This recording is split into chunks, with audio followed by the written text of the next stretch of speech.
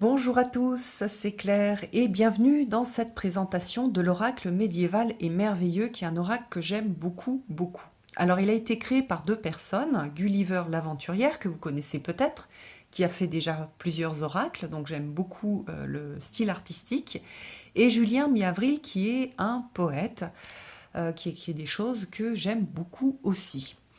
Alors, donc, on est dans une présentation un peu classique des jeux des éditions Très Daniel, avec voilà, une belle présentation. J'adore le petit personnage avec la licorne. On est tout de suite dans cette idée de et médiéval et merveilleux. Mais en fait, c'est du médiéval qui a été fait. C'est plus un. Je trouve que c'est plus un travail personnel. D'ailleurs, c'est un petit peu ce qu'ils expliquent avec une inspiration médiévale et une inspiration du merveilleux, donc comme ici la licorne. C'est vraiment un jeu super intéressant, je trouve, pour faire notamment ce que j'appelle le shadow work, donc de la projection dans les illustrations de la carte pour aller voir ses failles, les choses qui nous plaisent, etc. C'est-à-dire on va projeter notre monde intérieur sur les illustrations. Vous allez voir que les illustrations sont vraiment très très bien faite pour faire ça. Alors, on a, hop, donc boîte classique, on a des super jolies cartes avec, attendez, j'enlève les boîtes, donc taille oracle par rapport à un jeu, alors là je viens de, qu'est-ce que je peux vous montrer? Bon, un jeu qui a une taille, on va dire, de tarot. Vous voyez, on est un petit peu plus haut et mais beaucoup plus large. J'aime beaucoup ce format. Je trouve que il est super bien pour travailler avec des cartes oracle. On a des cartes qui sont brillantes, avec voilà, une qualité qui est très chouette, hein. Je pense que je l'aurais bien aimé en mat. Mais bon, il est en brillant. Mais en mat, il aurait été pas mal du tout. Alors, l'avantage du brillant, c'est que ça fait ressortir on a un peu plus de contraste, donc il y a du doré sur le côté, ça va très bien avec ce type de jeu. Et puis le dos est super joli aussi avec une coupe et une sorte de dragon. Alors, au niveau du livre, donc on a une introduction, et puis pour chaque carte, on va avoir peu de texte. On va avoir l'inspiration à travers la poésie. Donc, moi, c'est quelque chose que j'aime énormément. Donc, un texte poétique. C'est pas forcément de la poésie avec des codes d'alexandrin, etc. C'est de l'écriture poétique. Et puis, un message divinatoire qui est très court. Ça aurait été bien pour les débutants de rajouter par exemple plus de mots-clés que ce que l'on peut voir comme mots-clés sur la carte. Ça aurait un petit peu, je pense que ça aurait amélioré l'accessibilité et la facilité de faire des tirages plus divinatoires. Néanmoins, à chaque fois, on a dans le message divinatoire un conseil en fait. Donc c'est des cartes qui vont être très très bien si vous avez fait un tirage avec un tarot. Alors je ne l'ai pas, mais par exemple avec le tarot de Gulliver, vous faites le tirage avec le tarot de Gulliver et vous entourez en fait toute la signification, ou vous donnez le contexte, ou vous avez par exemple un conseil en fin de tirage que vous allez trouver grâce à ce jeu. On peut l'associer aussi à l'oracle des runes que Gulliver a dessiné avec Iriadel. Enfin, Iriadel a écrit le texte et donc qui est aussi sorti aux éditions, que j'adore d'ailleurs, qui est aussi sorti aux éditions Très Daniel. Donc tout ça pour dire que ça peut être ce type de jeu-là, ou alors c'est un super jeu pour faire du travail de l'ombre. Vous pouvez travailler juste avec les images en vous projetant dans les images. Et moi, ce que je recommande, et je trouve qui est vraiment le mieux, c'est je prends l'image, je lis le texte, et après je me dis, bah, qu'est-ce qui ressort en fait qu'est-ce qui me met à l'aise, pas à l'aise, quelle est l'histoire, hein, c'est ça, hein, dans le tarot psychologique, quelle est l'histoire qui est racontée à travers le texte de Julien et l'illustration que je vois ici. Alors par exemple, tiens, il y a un petit personnage, ben moi je me vois comme étant ce petit personnage. Je vois des petits vers, donc j'ai un peu l'impression, c'est un petit peu comme si c'était dans mon cerveau, que là, en ce moment, il y a plein de choses qui me... J'ai un peu l'impression d'avoir partout des vers dans le cerveau et une grande activité, vous savez, comme quand on voit plein de vers sur un... Je sais pas, moi j'ai du terreau à l'extérieur et parfois j'ai plein de vers dans le terreau, donc il y a ça. Du coup, j'arrive pas à me concentrer. Donc, on peut utiliser beaucoup, beaucoup, beaucoup de choses. Et ça va dépendre de votre état d'esprit et de la question que vous avez pu poser. Et je vous recommande, du coup, d'écrire. C'est vraiment un super jeu pour faire du journaling. Vous tirez une carte tous les jours et vous écrivez ce que vous pensez de la carte. Qu'est-ce qui vous vient? Voilà, ben, en ce moment, enfin, il y a beaucoup de choses qui peuvent venir à travers les, euh, les illustrations. Puis vous voyez que dans certaines illustrations, on a plein de petits détails qui sont trop kawaii, que moi j'adore. Les petits personnages là, les petits lapins, les petits personnages autour du feu. En fonction de comment je vais me sentir, je vais les voir soit en train de se réchauffer, ils sont bien ensemble, soit ils sont en train de s'engueuler. Après, il y a des petites sorcières ici. Vous voyez que là, il y a plein de gens qui sortent. Donc, il y a un côté un peu de la tour. Et si vous avez un peu commencé à travailler avec le tarot, vous avez commencé à apprendre un certain nombre de... Vous vous rendez peut-être pas compte, mais il y a des codes que vous avez commencé à apprendre, c'est-à-dire vous avez commencé à associer avec à prendre l'habitude en fait d'associer certaines images, certains concepts avec des significations, pas des concepts, des symboles, pardon, avec des significations. Donc vous pouvez aussi travailler avec ça. Donc là, est-ce qu'il y a un soleil, il y a une lune, il y a la lune noire, là il y a Saturne. Là, il y a quelque chose qui ressemble quand même pas mal à la tour du tarot. Donc, on peut faire plein, plein de choses et aussi mélanger, c'est-à-dire mélanger l'interprétation qu'on peut en faire avec ce que l'on connaît au niveau symbolique et comment est-ce qu'on se projette dans cette carte. Est-ce qu'elle me met à l'aise, pas à l'aise, elle me fait rire, elle me fait rêver, elle me rappelle des situations désagréables ou des situations super, elle me donne envie de telle ou telle chose.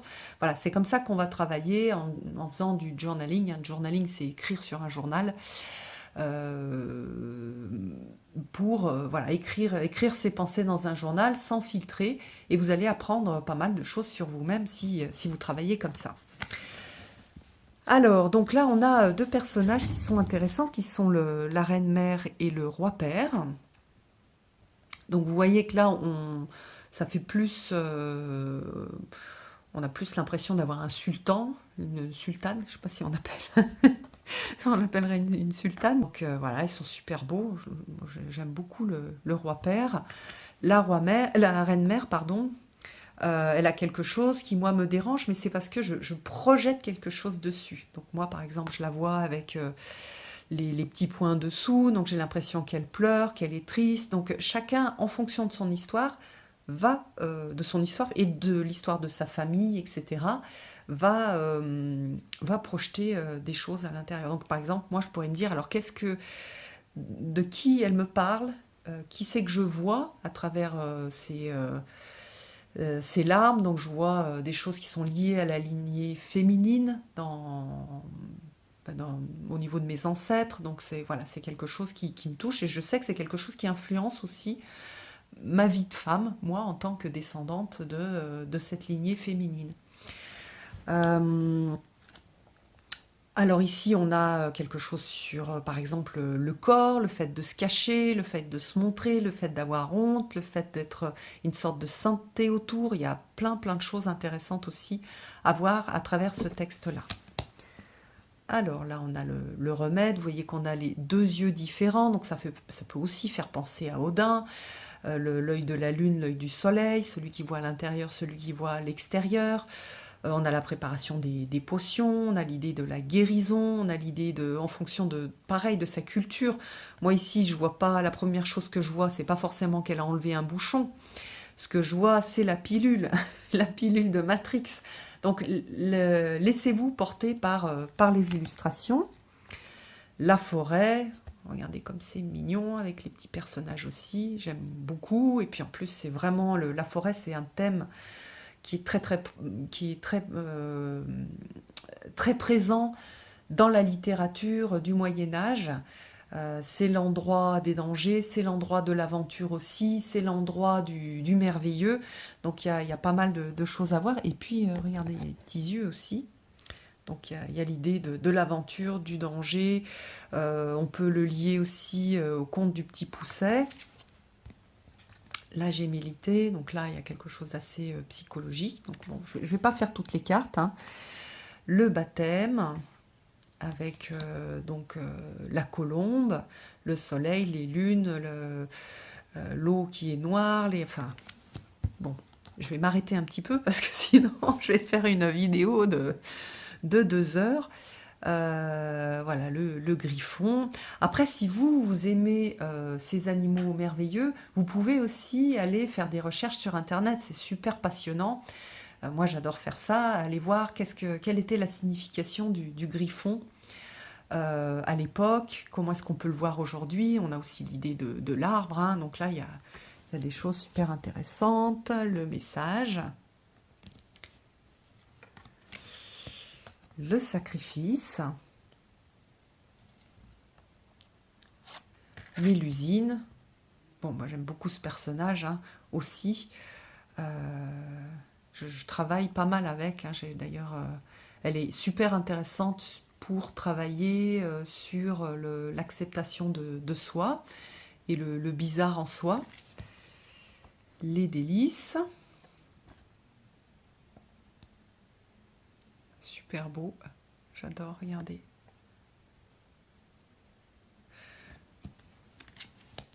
L'héritage. Vous voyez qu'ici, là, l'héritage, il a l'air plutôt d'être lourd, mais il y a quelque chose aussi de structuré. On peut lire énormément de choses sur le visage du personnage et de de la jeune fille. Donc, soit elle est concentrée, elle sait, elle reçoit en fait cette énergie des ancêtres, soit elle le subit. Donc en fonction de la question à nouveau et de ce que vous êtes en train de travailler, vous allez pouvoir voir un jour quelque chose de très centré ou quelque chose de douloureux.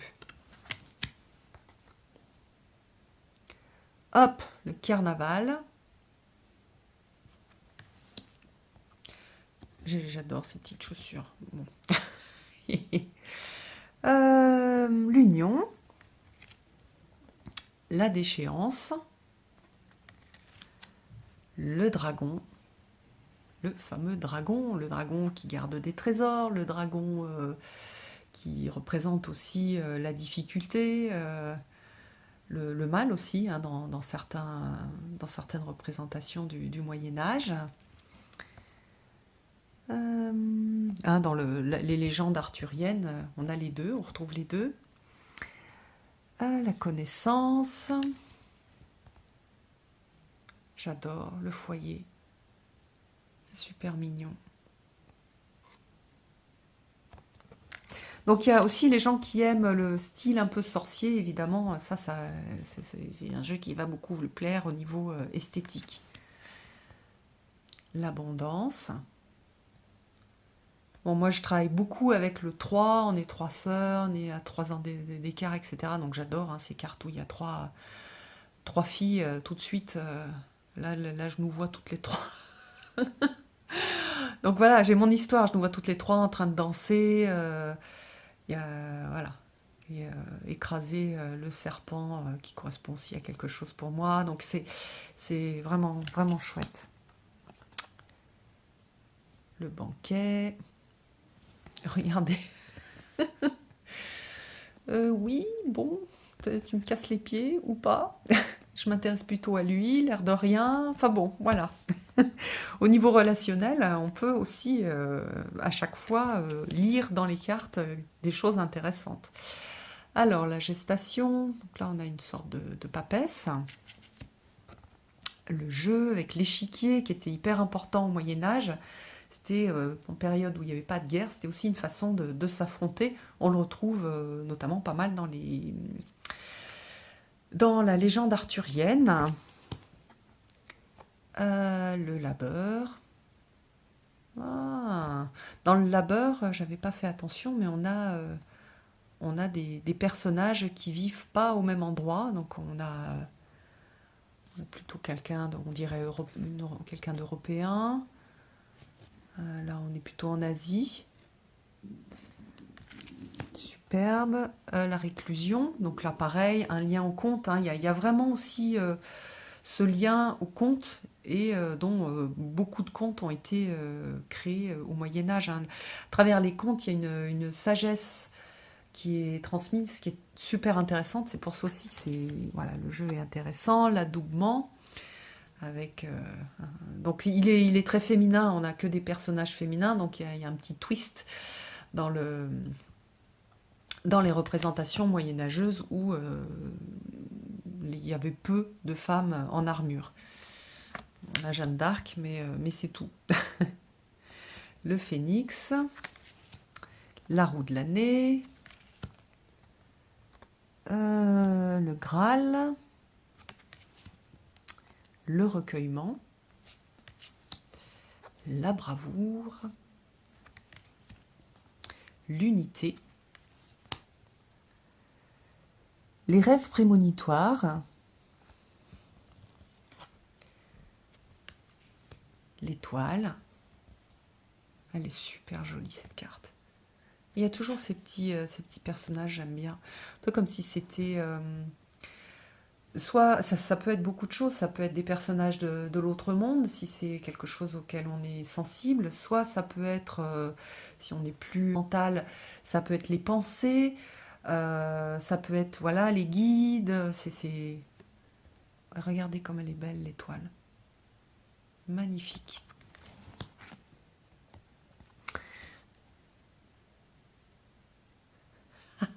Ça, c'est la chasse sauvage.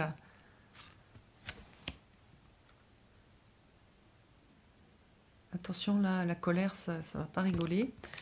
Et puis, donc, on a le folle, le fou. Donc, en résumé, je trouve que c'est voilà, c'est un jeu que j'aime beaucoup. Pour l'instant, j'ai plutôt fait du travail de projection dans les illustrations, plus un travail d'inspiration à travers les textes. Alors, on va faire un exemple, hein. Par exemple, peut-être un conseil pour aujourd'hui. Hop, pour nous tous.